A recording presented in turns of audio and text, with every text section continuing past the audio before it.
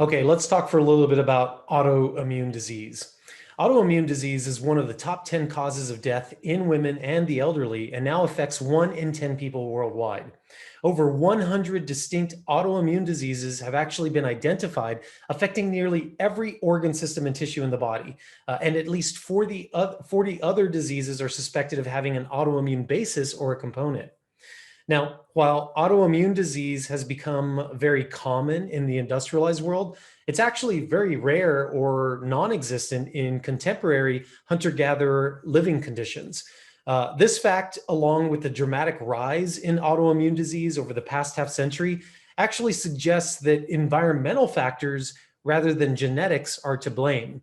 And I would say that these environmental factors include things like the modern Western diet, the way that we actually produce our food, the way that we grow our food, or even the way that we have processed food products, the exposure to chronic stress over time, changes in our gut microbiome, whether this is because of pharmaceuticals that we overutilize, antibiotics being a big one, or again, this just comes back to a poor diet. Also, environmental toxins. We are inundated with a number of different chemicals at a very early age. We could absolutely influence the way that our immune system is functioning. We are also starving from sleep. We have major sleep deprivation as a society in the Western world. And then finally, there are vitamin and nutrient deficiencies that are going to create dysfunctions for how our immune system is working. So these factors don't just trigger autoimmune disease in the first place, but they also perpetuate and exacerbate it. So while autoimmune disease may not be completely curable, in other words, it disappears without a trace, removing the triggers can often lead to a significant reduction in symptoms or even complete remission, which for all intents and purposes is actually a cure. The primary triggers that can cause autoimmunity can actually be divided into 4 different categories. This is going to include dietary triggers, lifestyle triggers, chemical triggers, and then infectious triggers. Now, examples of dietary triggers include things like corn, soy, gluten, and dairy. And in fact, I would say that if I walked into a room full of 1,000 autoimmune patients, and if I told every single one of them without knowing anything else, without having any lab testing, if I said, hey, everybody in here, stop consuming corn, soy, gluten, dairy, a very good portion of them are actually going to start to feel better. And this is just because research has shown that these are some of the most offensive foods. Now, there are some people that can eat these foods no problem. But there are absolutely other people's immune systems that when exposed to these foods, their immune system decides that it doesn't like it, and then it begins to mount an attack against itself. And this is, again, the process of autoimmunity. There are also lifestyle factors that we need to consider. Major lifestyle factors include sleep, whether that's oversleeping or undersleeping, drug and alcohol abuse, our emotional health or a lack of sense of community, and then your physical activity. Sometimes that's too much, sometimes that's not enough. So again, looking at all these different factors are very important when you're doing an autoimmune workup. Chemical factors. This includes a number of different environmental chemicals that we are exposed to. And again, if our immune system decides that it's not happy with a particular chemical, it's going to become dysregulated and start to mount an attack against our own body.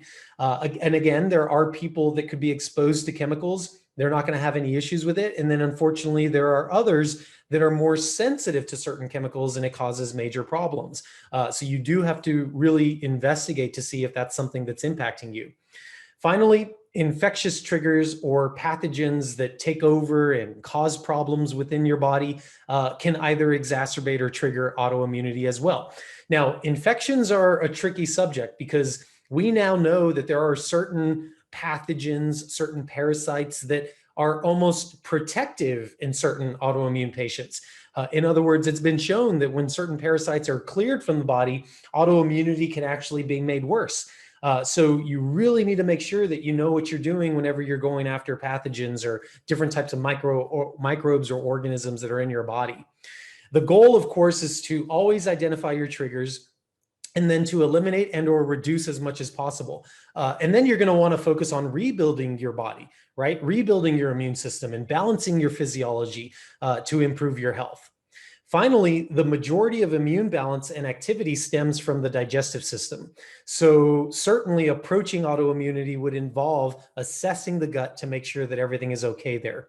Now, what are some tests that I would suggest that we look into when it comes to autoimmunity? What are some things that we should really be focusing on when we talk about diagnostics? I would certainly suggest that you start off with comprehensive blood chemistry testing. If you already know that you have autoimmunity, certainly based on the previous markers that suggested that, you should definitely get that checked again. And you should continuously check these autoimmune markers. In other words, sometimes people get tested and they identify that they have antibody production. Antibodies are the markers that you use to determine different types of autoimmune conditions. And that's pretty much it. They never actually go back to it.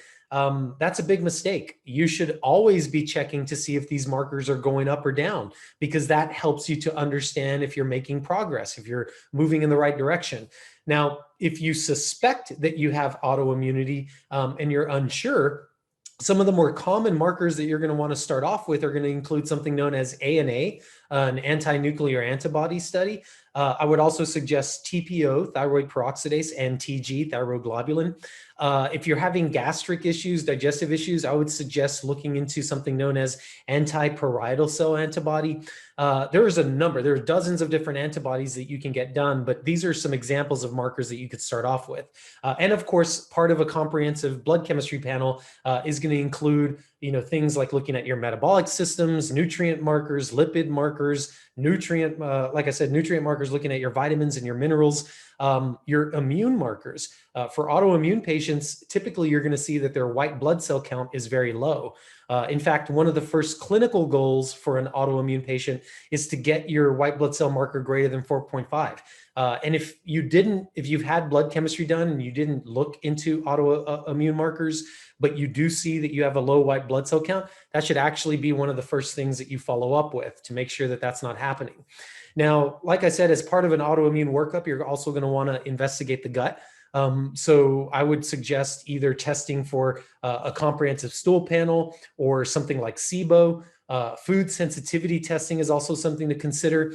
If you're having a lot of emotional unrest or if you're stressed out of your mind, then certainly a stress hormone study would be indicated.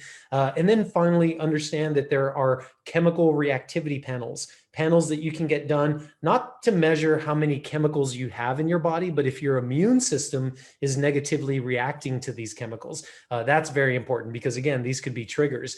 And then there's also comprehensive autoimmune antibody panels, which are functional tests that are not traditional blood chemistry tests, but these are tests that you can get done that will just screen you for all sorts of different factors when it comes to autoimmunity.